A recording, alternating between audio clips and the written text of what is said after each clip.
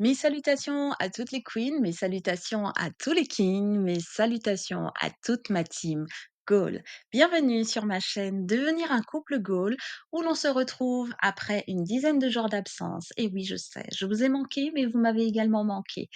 Donc, je disais que nous nous retrouvons après une dizaine de jours d'absence où j'ai dû aller me ressourcer, un petit peu retrouver le soleil, changer le climat pour pouvoir vous apporter une nouvelle bouffée d'oxygène dans mes podcasts, dans mes sujets, dans mes nouvelles playlists, afin de pouvoir faire de vous et faire de nous des couples goals.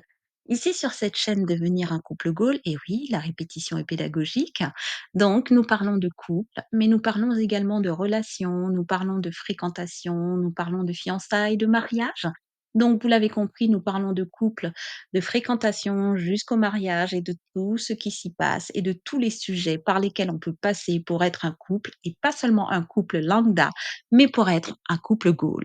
Nous allons parler de finances, de valeurs, de préceptes, de spiritualité, d'amour, de sexualité, de tous les sujets possibles et inimaginables que l'on puisse trouver dans un couple. Aujourd'hui, la toute nouvelle playlist que je vous invite à aborder avec moi dans ce tout nouveau podcast, c'est une nouvelle playlist qui concerne le couple et les finances. Nous allons commencer, nous allons aborder couple et finances et tout au long de l'année 2025, nous allons nous retrouver pour de tout nouveaux podcasts. Je vous invite d'ores et déjà à cliquer sur la cloche de notification afin de ne rater aucun des podcasts, aucun des sujets qui vous aidera cette année et qui nous aidera cette année à devenir des couples goals. L'année 2025, c'est notre année de couple goal.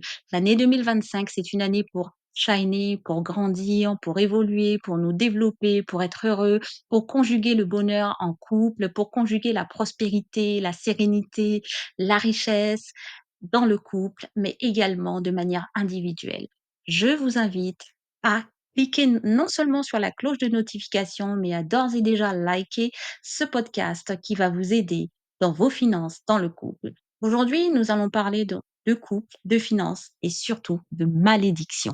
Il y a tout un certain nombre de pratiques, de comportements, de méconnaissances, d'ignorance qui font que nous entrons bien souvent dans une relation, également dans des fiançailles ou également dans un couple avec des comportements qui sont source de malédiction pour le couple que nous deviendrons plus tard, de malédiction pour le mariage que nous contractons. Et ce sont des malédictions financières.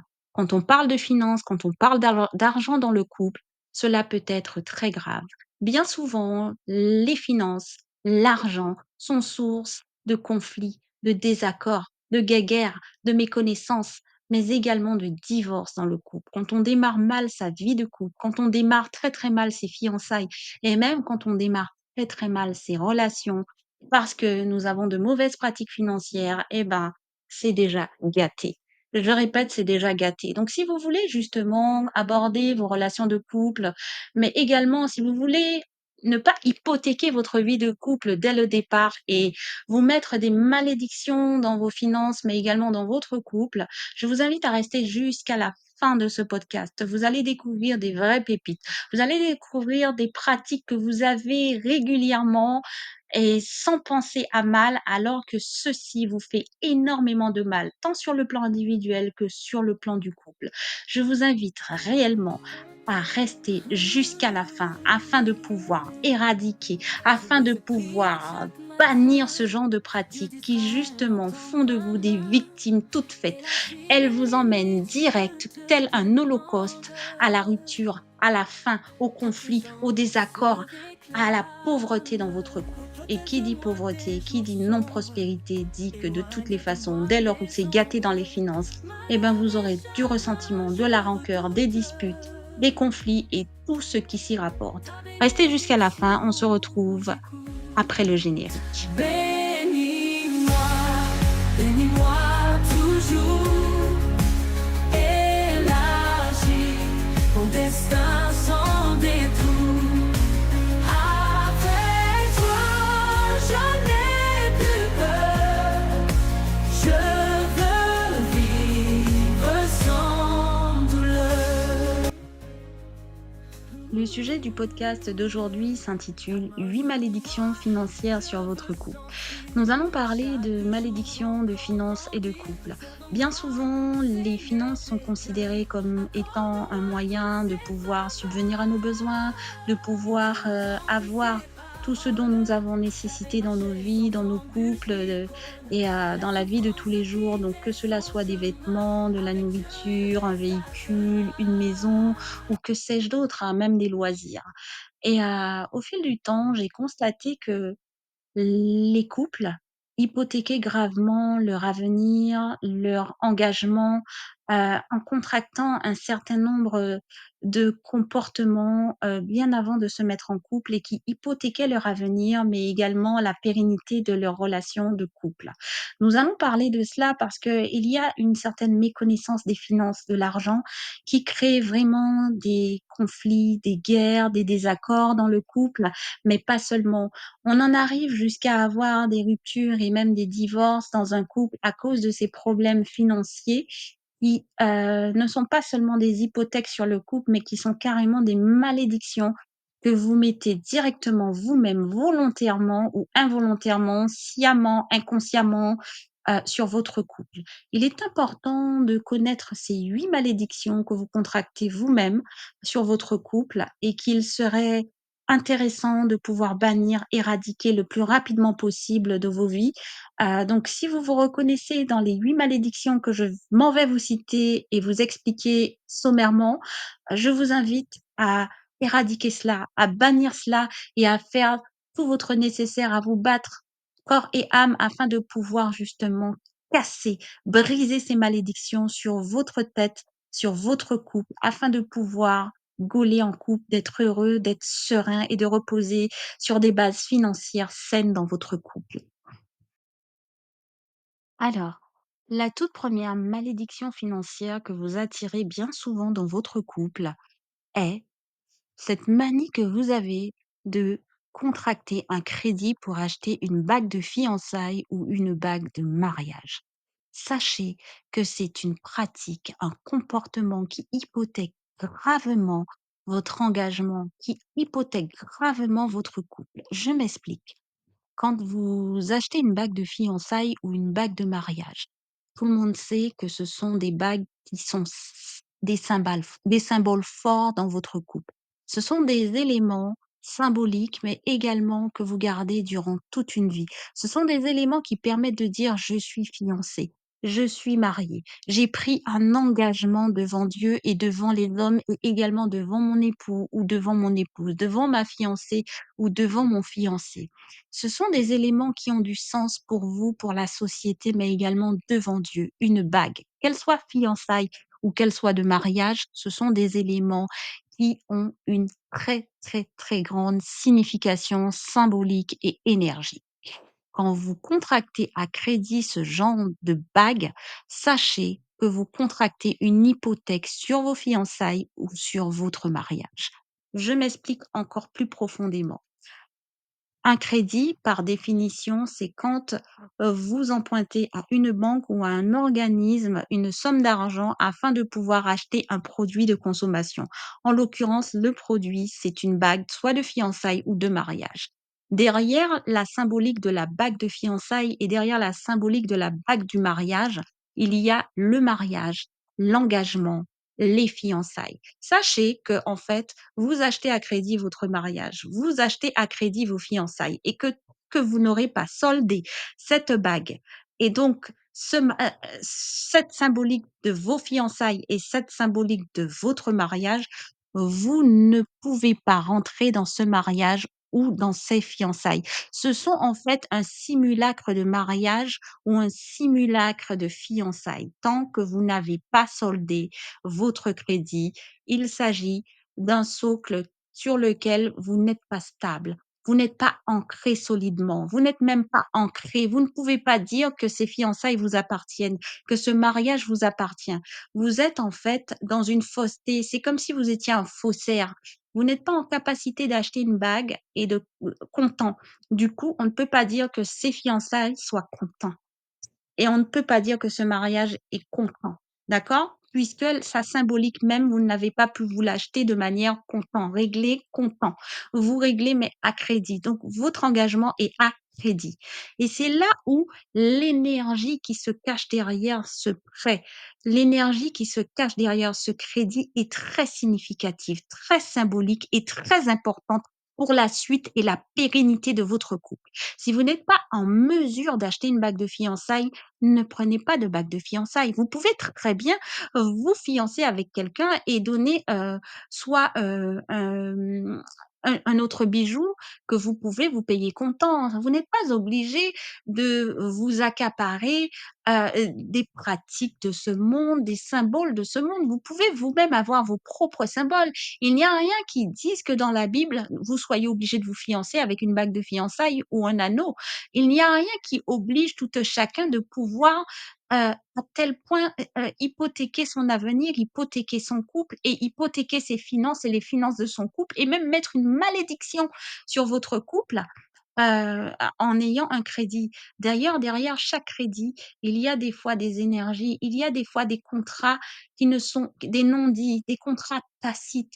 Vous n'avez pas remarqué que quand vous prenez des crédits à la consommation, des crédits revolving, ben, c'est comme s'il y avait une énergie qui vous poussait à de plus en plus augmenter ce crédit, de plus en plus, vous avez du mal à payer ce crédit, les intérêts au fur et à mesure augmentent. Non, il y a quelque chose de mystique, il y a une mystique derrière les crédits à la consommation et vous mettez en plus du crédit, vous mettez cette mystique dans votre couple, dans les finances de votre couple, telle une malédiction sur votre couple.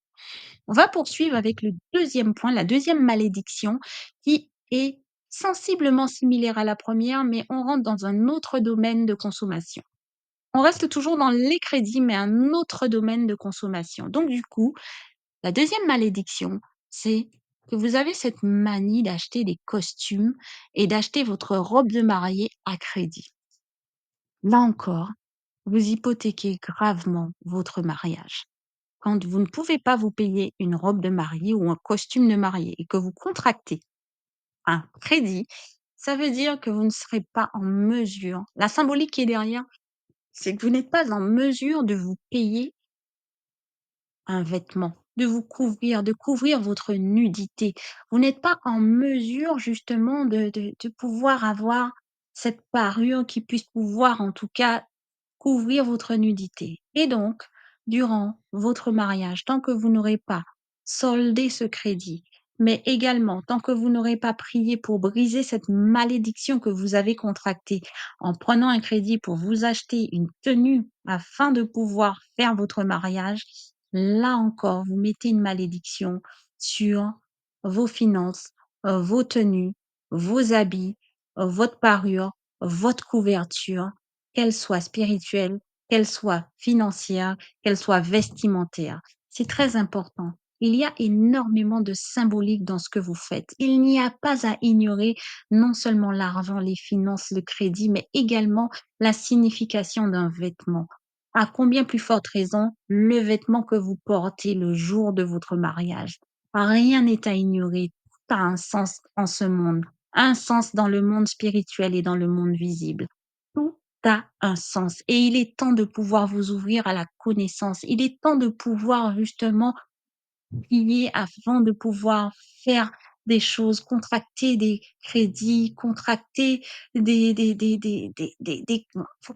il est temps de pouvoir réfléchir à la signification de chacune de vos actions, chacun de vos comportements. Posez-vous des questions, remettez en question ce que vous voyez les autres faire. Ne suivez pas comme des moutons, voilà, et vous allez à l'abattoir. Posez-vous des questions. Est-ce qu'il y a une signification, un sens, une symbolique derrière ce que je fais? Quelle est la symbolique spirituelle, physique, matérielle? Qu'est-ce que je fais? Qu'est-ce que je contracte en faisant cela? Est-ce juste un crédit que je contracte de manière financière ou est-ce que ça me est-ce que je contracte également une dette spirituelle dans mon couple? Le troisième point s'apparente également aux 2 premiers points puisque nous restons encore sur tout ce qui est crédit, mais un autre une autre forme de consommation que nous avons comme pratique régulière.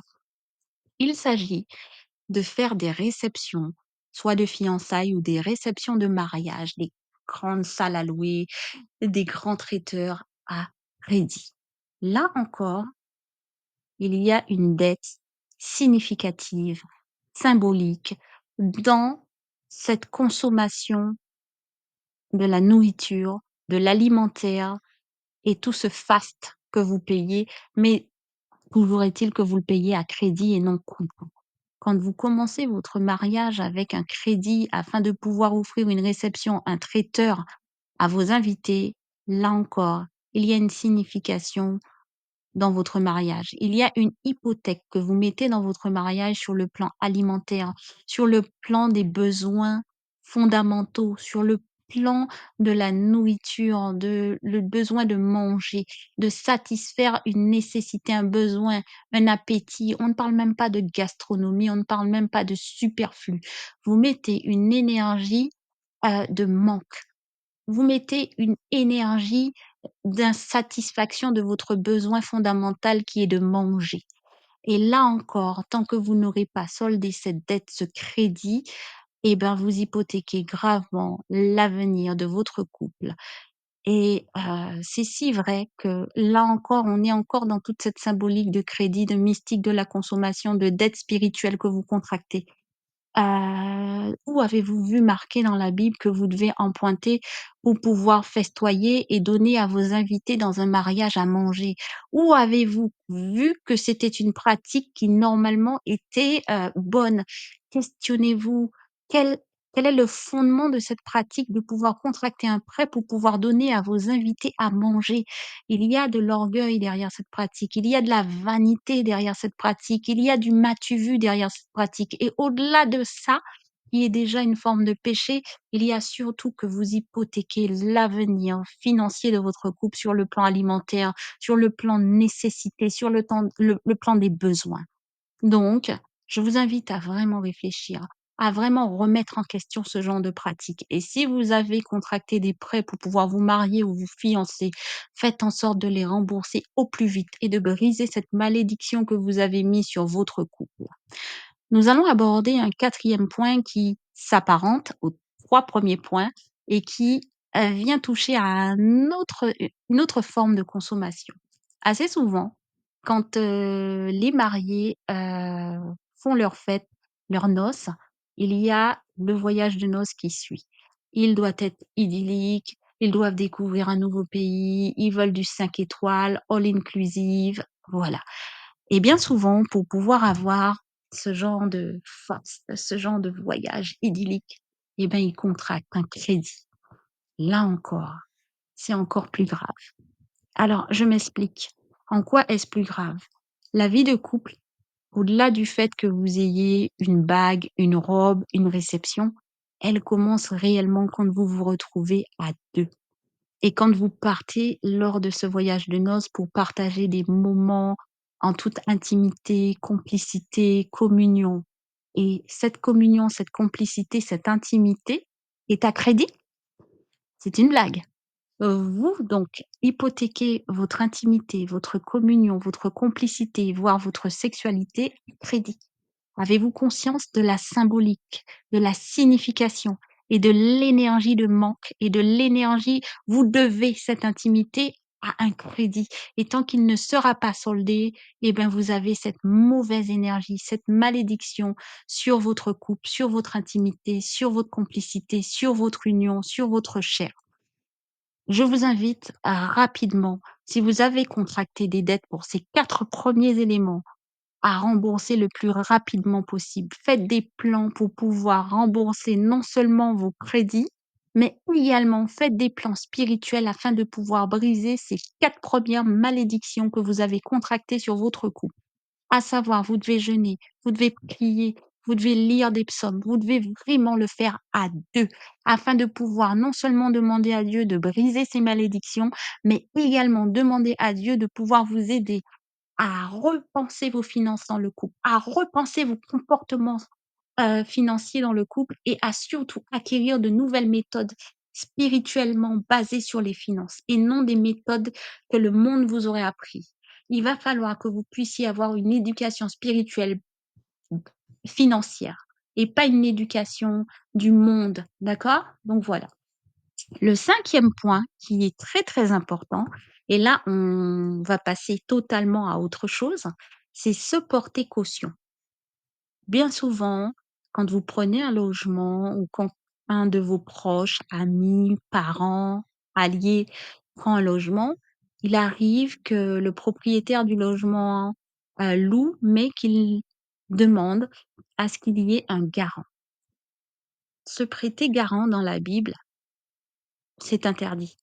Et dans Proverbe 22, le verset 26, il est dit: «Celui qui se porte garant pour autrui se retrouvera en mauvaise posture, mais celui qui déteste les engagements est en sécurité». Il y a un autre verset qui parle de se porter caution et je vous invite à le rechercher. Mais déjà dans le livre de Proverbe 22, verset 26, il est dit que celui qui se porte garant pour autrui se retrouvera en mauvaise posture.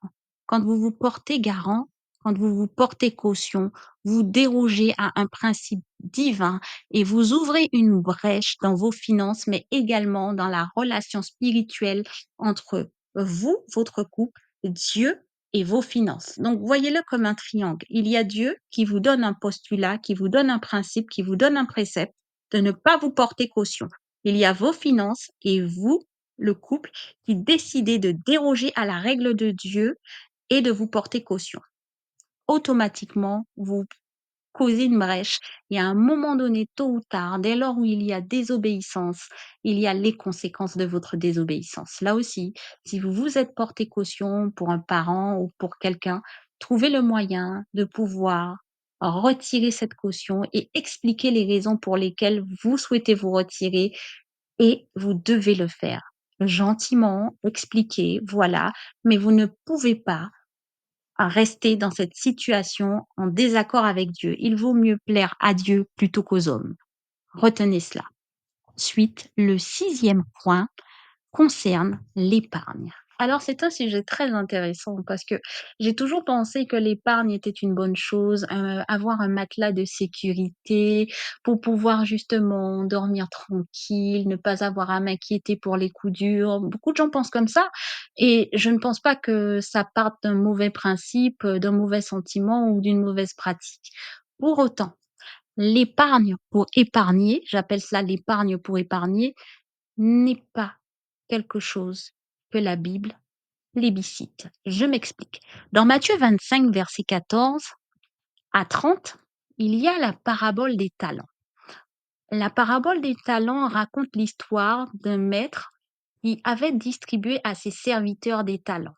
Je vous invite à lire vraiment Matthieu 25, le verset 14 jusqu'au verset 30 qui raconte la parabole des talents. Ce maître avait donné à plusieurs de ses serviteurs des talents, mais il n'avait pas remis les talents de manière, identique à chacun de ses serviteurs. À l'un, il avait donné un talent, un seul. À un autre, il en avait donné 2 et à un autre, il en avait donné 3 ou je ne sais plus trop combien. Je vous invite à le lire et il était parti, ce maître, en voyage pendant un certain nombre de temps, une assez longue durée et il leur avait dit, de faire, en fait, de f il leur avait dit qu'ils ne ils devaient en tout cas retrouver ce qu'il leur avait donné, d'accord? Donc il n'était pas question de perdre ces talents qui leur avaient été donnés. En fait, les talents, c'est une monnaie, hein. À l'époque, on a un talent, c'était une monnaie. C'est pas un talent, un don, une qualité, d'accord? Donc ce qui se passe quand le maître vient, c'est que celui à qui il avait donné un talent l'avait enterré. Par intérêt, on peut en tout cas faire l'analogie, il l'avait épargné et quand le maître lui a demandé pourquoi il l'a enterré plutôt que de le faire fructifier, plutôt que de le multiplier ou plutôt que de faire quelque chose avec ce talent, il lui avait dit: «J'ai eu peur de le perdre et de ne pas pouvoir vous le remettre, donc du coup je l'ai enterré» et il l'a remis à son maître. Certains pourraient dire: «Ça part d'un bon sentiment, au moins il ne l'a pas perdu, au moins, il est en mesure de remettre le talent à son maître». Sauf que les 2 autres, ils avaient multiplié, les talents qui leur avaient été donnés et ils ont pu remettre, les talents plus la multiplication, plus, la démultiplication même, plus tout ce qu'ils avaient fait fructifier au maître. Tout cela pour dire que l'épargne pour épargner, ce n'est pas bon. C'est pas un principe biblique. C'est-à-dire que quand vous gagnez de l'argent et que vous mettez de côté un maximum d'argent pour les coups durs, parce que vous avez peur qu'il vous arrive quelque chose, vous vous inquiétez de votre lendemain. Vous ne faites pas confiance à Dieu. Vous êtes un couple et vous épargnez pour épargner. Vous épargnez pour les coups durs. Vous épargnez parce que vous n'avez pas de projet spécifique, c'est juste pour les coups durs. Ça n'a pas de sens. Si vous épargnez parce que vous avez un projet pour partir, dans un pays, pour construire une maison, pour, monter une entreprise, là, c'est OK. Parce que là, vous épargnez pour investir dans un but bien précis et donc vous vous êtes donné une étape qui est d'épargner. La seconde étape, c'est quand vous aurez atteint telle somme et ben, vous allez vous lancer dans tel projet et ensuite vous allez encore démultiplier, réépargner pour un autre projet, d'accord. Là, ça a du sens. Mais tout ce qui épargne pour épargner en vue des coups durs, c'est anti-règle de Dieu. Vous allez à l'encontre de ce que Dieu a établi, à savoir de ne pas vous inquiéter de votre lendemain et donc vous épargnez en cas de coup dur. Là encore, vous mettez et vous générez quelque chose de négatif sur votre couple, sur les finances de votre couple et tôt ou tard, puisque vous épargnez justement pour les coups durs, sachez que les coups durs, ils vont venir, vous y pensez, vous attirez à vous cette énergie négative, vous attirez les coups durs à vous, fatalement ils viendront. C'est une réalité dans laquelle je me suis déjà retrouvée. Chaque fois que je recevais une somme importante, chaque fois que je pouvais épargner, j'épargnais et ça me rendait heureuse et je me sentais bien et je me disais: «Ah, enfin, j'ai un matelas financier, j'ai un confort financier, j'ai un oreiller sur lequel je peux me reposer en cas de coup dur. Mais comment qu'ils venaient les coups durs? Ah, ils étaient là. Ils étaient là à répétition et chaque fois que j'épargnais et ben, je ne pouvais jamais vraiment investir ou faire quelque chose d'intéressant et de positif avec cet argent. Je faisais toujours des remboursements. Je faisais toujours pour parer aux coups durs. Arrêtez. Si vous épargnez pour les coups durs, arrêtez ça. Arrêtez d'épargner pour les coups durs. Épargnez pour investir. Épargnez pour les coups positifs. Épargnez parce que Dieu vous dit d'investir, de faire fructifier, de multiplier, de démultiplier, mais pas pour les coups durs. D'accord?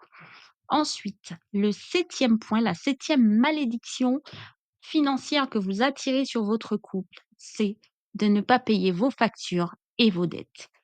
Chaque fois que vous ne payez pas vos factures et vos dettes, vous contractez non seulement des majorations, mais vous contractez également des dettes spirituelles. La Bible elle-même le dit. Rendez à César ce qui est à César et rendez à Dieu ce qui est à Dieu. Quand vous entrez dans un cycle de dette, il se prolonge, il s'étend tant que vous n'initiez pas des démarches en vue de rembourser les sommes dues. Je le répète, si vous avez des dettes, si vous avez des factures, empressez-vous de les payer. Si vous ne pouvez pas les payer, mettez en place des échéanciers. Faites une démarche auprès des services qui sont nécessaires afin de pouvoir déjà leur écrire et leur dire: «Je souhaite mettre en place un échéancier, je souhaite vous rembourser d'une certaine manière ou d'une autre. Je n'ai pas la somme en totalité, mais je fais cette démarche afin de pouvoir trouver une solution».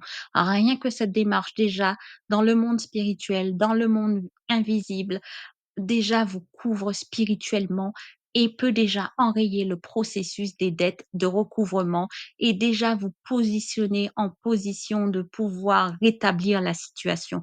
Il est urgent que vous puissiez dans votre couple aborder la question des dettes, des factures de manière sereine afin que vous puissiez non seulement dormir sereinement en couple, non seulement avoir un sommeil réparateur, non seulement avoir, des lendemains meilleurs et pouvoir voir devant vous, mais il est important d'enrayer ces dettes spirituelles parce que dès que vous avez des dettes financières, vous avez des dettes spirituelles. Puisque dans la Bible, il est dit: «Rendez à César ce qui est à César et rendez à Dieu ce qui est à Dieu». Nous n'allons pas trop nous étendre sur le point 7 puisqu'il est très, très clair, il parle de lui-même. Nous allons tout de suite passer au huitième et dernier point qui est tous ceux qui effectuent un travail, qui ont un emploi qui n'est pas en conformité avec les principes et les préceptes divins, se mettent en porte-à-faux avec Dieu. Et donc, du coup, tout l'argent que vous gagnerez avec votre emploi dans des pratiques qui vont à l'encontre de ce que Dieu demande, vous mettra carrément dans des malédictions financières sur votre couple. Tous ceux qui vendent de la drogue, ou tous ceux qui font partie d'un réseau avec des substances illicites qui détruisent le corps humain.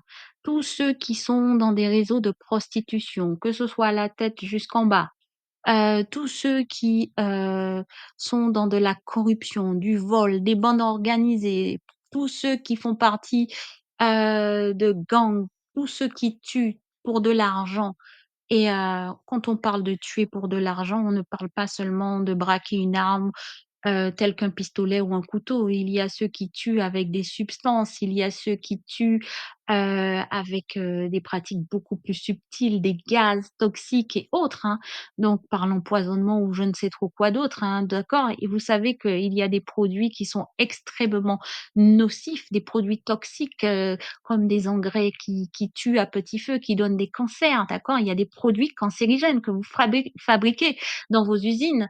Vous n'êtes pas obligé d'être le propriétaire de l'usine ou le chef ou bien le PDG, hein.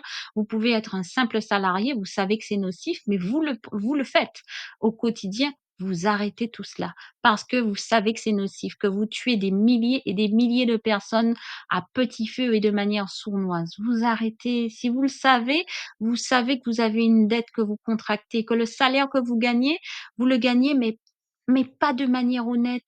Vous le gagnez en tuant des gens. Donc là encore, je vous invite à cesser ces dettes spirituelles, cesser ces malédictions spirituelles sur votre vie, à vous en tant qu'individu, mais également sur le couple. D'accord? Et je vous invite sincèrement, pour pouvoir justement enrayer ces 8 malédictions financières sur votre couple, non seulement à bannir ces comportements, mais également à vous mettre en prière, à jeûner et à rechercher, premièrement, les préceptes divins afin de les appliquer dans votre vie, afin de les appliquer dans vos finances. Il y a énormément de règles financières dans la Bible. Il y a énormément d'éducation financière dans la Bible. Nous allons faire quelques podcasts dessus, mais je vous invite déjà à vous rapprocher de la Bible, car c'est la notice de notre Créateur, c'est la notice de celui qui vous a fabriqué. Qui mieux que lui peut vous donner des conseils sur votre corps, sur vos finances, sur votre couple, sur l'amour, sur les relations? Donc, c'était ce que j'avais à vous dire sur ce podcast. J'espère que vous l'avez apprécié. Si c'est le cas, laissez-moi un like et même vous pouvez même me laisser des commentaires. On se retrouve, dans quelques jours pour un tout nouveau podcast. D'ici là, je vous invite à cliquer sur la cloche de notification et on se retrouve très, très vite, ma tingle. Ta bénédiction, j'écoute. Bénis-moi, bénis-moi toujours. Élargis mon destin sans détour. Avec toi, je n'ai plus peur. Je veux vivre sans douleur. Ta main sur moi, je veux sentir chaque jour encore grandir. Préserve-moi, Seigneur des cœurs, accorde-moi toutes ces faveurs. Et Dieu entendit ces paroles, j'avais marché sans embûche ni cône. La souffrance quittait son chemin, avec Dieu il resta serein. Bénis-moi, bénis-moi toujours. Élargis mon destin sans détour. Avec toi, je n'ai plus peur. Je veux vivre sans douleur.